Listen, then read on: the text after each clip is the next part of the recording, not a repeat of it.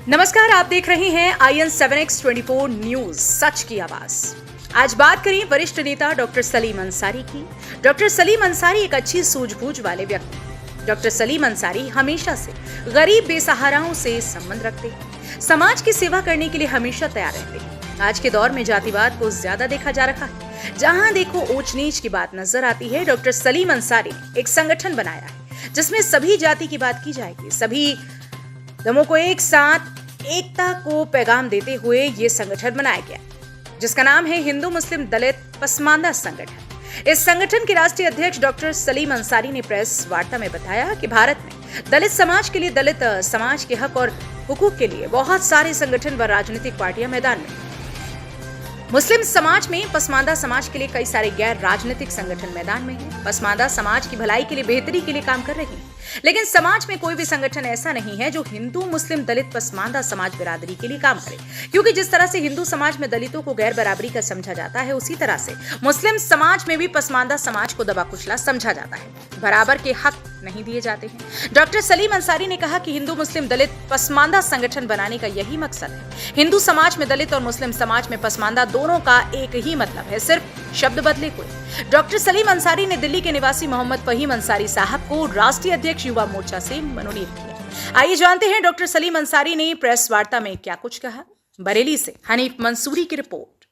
आप जो समाज के हिसाब से आपने एक संगठन बनाया है, हिंदू मुस्लिम पसमानदा समाज का जो संगठन बनाया है, इसका क्या उद्देश्य है सर? पहले तो मैं अपना परिचय देना चाहूँगा। मेरा नाम डॉक्टर सलीम अंसारी है। पहले से भी मैं समाज सेवा करता रहा हूँ और भी संगठन चलाता रहा हूँ। ये मैंने एक नए संगठन का शुरुआत की है, जिसका नाम है हिंदू मुस्लिम दलित पसमानदा संगठन। इस संगठन को बनाने के पीछे एक वजह यह भी है कि हमारे समाज में बहुत सारे संगठन ऐसे काम कर रहे थे, बहुत सारी पॉलिटिकल पार्टी ऐसे काम कर रही हैं जो कि दलित समाज के लिए काम करती हैं, और बहुत सारे संगठन इस तरह से काम कर रहे थे जो पसमानदा के लिए काम कर रहे थे। लेकिन कोई भी संगठन ऐसा नहीं है जो हिंदू और मुसलमान, जो कि इसी देश के नागरिक हैं, भारतीय हैं, भारतवासी हैं, उन सबको साथ में लेकर चल सकें। मेरा इस संगठन को बनाने के पीछे मकसद सिर्फ इतना सा है कि हम हिंदू और मुसलमान में जो भी दबा कुचला समाज है, जो पिछड़ा समाज है, उन सारे लोगों को एक प्लेटफॉर्म पर लेकर आ सकें। क्योंकि जाहिर सी बात, हम सब भारतीय हैं, हिंदुस्तानी हैं, तो हमारी सबकी जो समस्याएं हैं वो इक्वल है, समस्या बराबरी की है। बराबर कहने का मतलब ये है कि जो हिंदू लोग हैं वो दलित कहलाते हैं, और जो दबा कुचला वर्ग मुसलमानों में है वो पसमानदा कहलाता है। पसमानदा ये है क्या? पसमानदा का मतलब है मुसलमानों में जो दबा कुचला वर्ग है, जो पीछे रह गया। पसमानदा का मतलब होता है पिछड़ा, जो पिछड़ा रह गया, जो पीछे रह गया, हर तरह से पीछे रह गया, एजुकेशन में पीछे रह गया, कारोबार में पीछे रह गया, वो पसमानदा कहलाता है। और अब से 3 साल पहले लगभग बहुत सारे लोगों को यही नहीं मालूम था कि पसमानदा होता क्या है। कुछ पॉलिटिकल लोगों को जरूर मालूम था, लेकिन एक आम आदमी को नहीं मालूम था पसमानदा क्या होता है।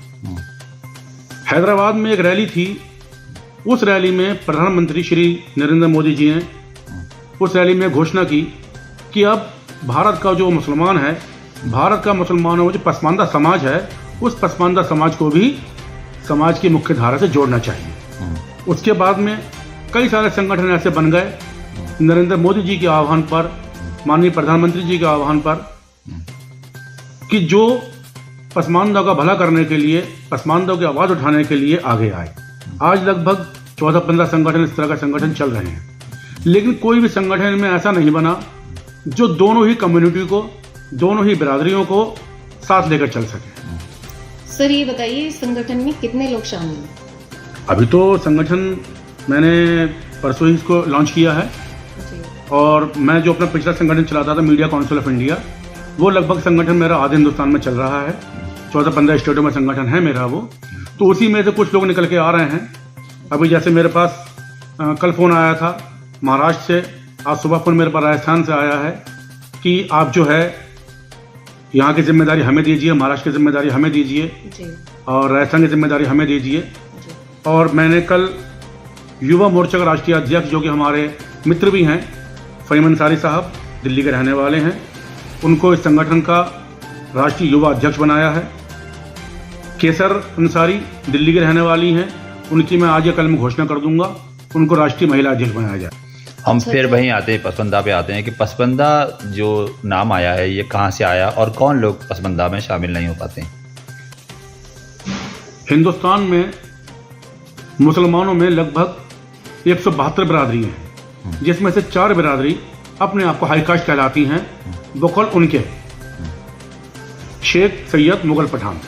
बाकी जो 168 बिरादरी हैं वो सारी की सारी बिरादरी पसमानदा में आती हैं, जिसमें जो सबसे बड़ा जो वर्ग है वो अंसारी आते हैं, क्योंकि मैं भी उसी बिरादरी से बिलोंग करता हूँ।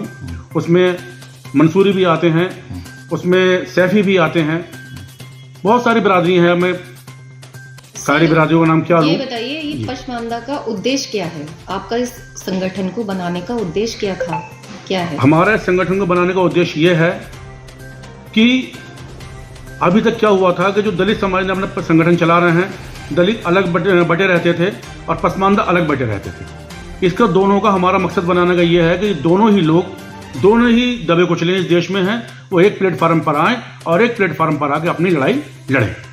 आगे की क्या घोषणा रहेगी जो आपके साथ जुड़ना चाहेंगे? अभी पहले तो हम अपनी मेंबरशिप बनाएंगे, क्योंकि अभी हम ज़्यादा किसी को, जो भी हमारे साथ नया साथी जुड़ेंगे उनको पद महात्मा देंगे। पहले हम उनको मेंबरशिप बनाएंगे, मेंबर बनाएंगे, उनको मेंबरशिप स्लिप देंगे, मेंबर बनाएंगे। उसके बाद में जो उसमें अच्छा वर्क करेगा, जो समाज के लिए हम देखेंगे हाँ ये आदमी समाज के लिए समर्पित है, पसमानदा का या दलित का इसके दिल में दर्द है, वो काम करना चाहता है, उनको आगे पदाधिकारी बनाया जाएगा। आज के वक्त में दलितों को प्रताड़ित किया जा रहा है, इसके बारे में क्या कहना चाहेंगे?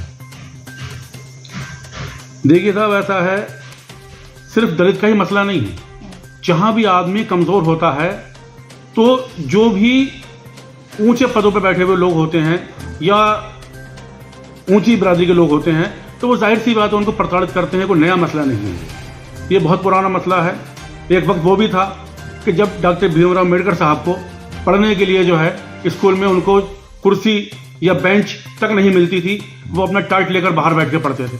लेकिन जब पढ़ लिख कर वो आ जाए समाज में सबके सामने, तो फिर वही बाबा साहब अम्बेडकर जो है हमारे पहले देश कानून मंत्री भी बने और उन्होंने हमारे संविधान की रचना भी, और संविधान भी हमें इतना खूबसूरत दिया कि चाहे इस देश का बड़े से बड़ा आदमी हो, चाहे इस देश का राष्ट्रपति हो, प्रधानमंत्री हो, मुख्यमंत्री हो, या एक वो आदमी जो सड़क पे बैठे हुए चप्पल जोड़ रहा है, सबकी वैल्यू बाबा साहब ने बराबर रखी कि सबको संविधान में एक वोट डालने का अधिकार है।